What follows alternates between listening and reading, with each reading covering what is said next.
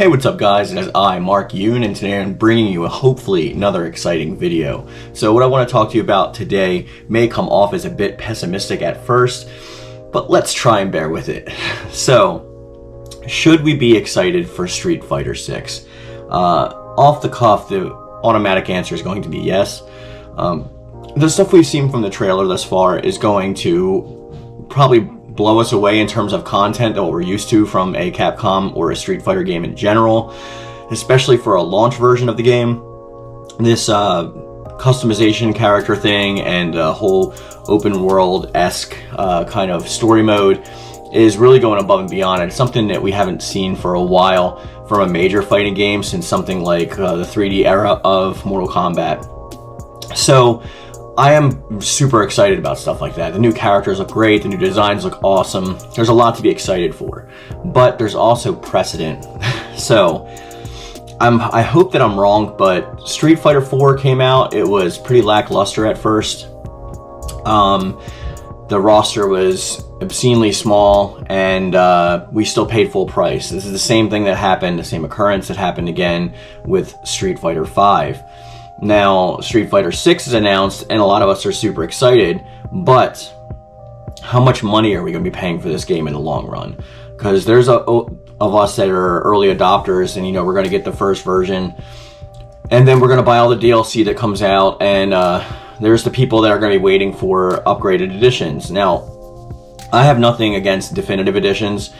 There's people that want to wait a few years into the life cycle of their game to experience the content to its fullest with only paying like the regular MSRP or sometimes even below, like 50 bucks, to include all the DLC content and all the content in the game from when they start playing it.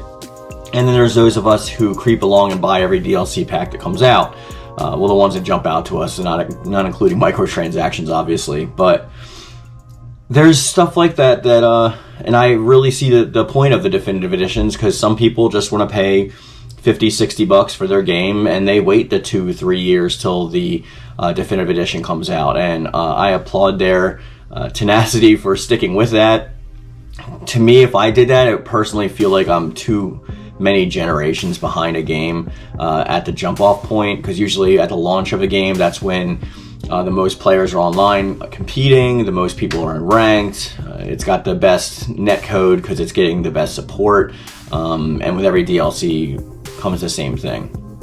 So when Street Fighter 6 comes out, my fear is that we are going to have this character creation mode, but it's going to be super bare bones and limited, and they're going to give us a lot of DLC for this mode, and they're going to sneak it in there with the character packs.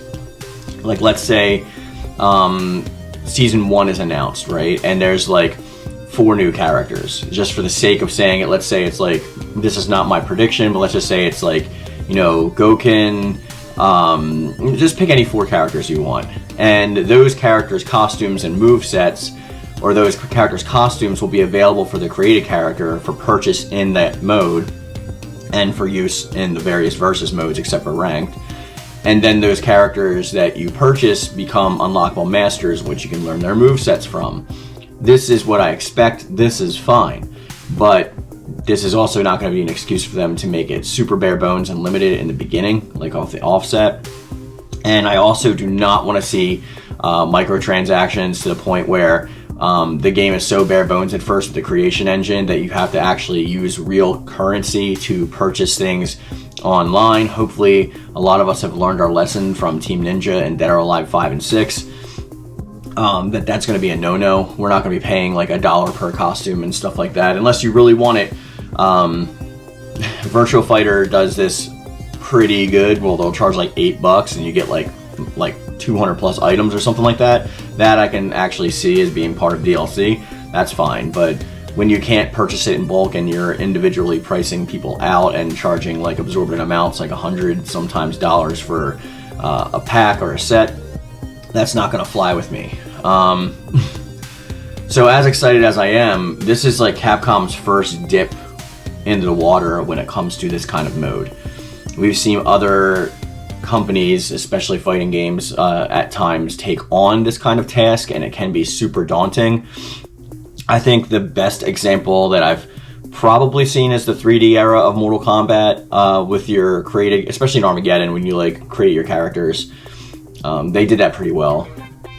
When it comes to putting a created character in a fighting game, Def Jam Fight for New York, for me, is always going to be like at the top of that list. I think they did an excellent job in that game, with not only including complete customization of your character, including moves and specials and supers and clothes, but also personality choices when it comes to like who you want to like date in the game and stuff. There's a ton to that game, and I applaud them for putting that much in, especially on the PlayStation 2 era, which the 3D era Mortal Kombat was as well.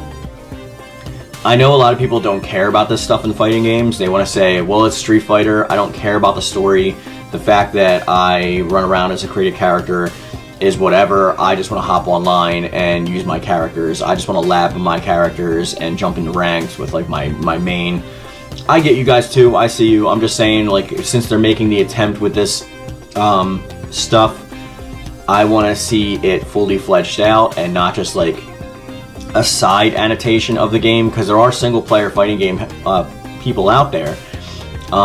For example, I was really into Dragon Ball FighterZ, but the story was so like lackluster that I didn't really care half the time, so I really only play the game when friends want to play matches, which is a shame because that game's a good game.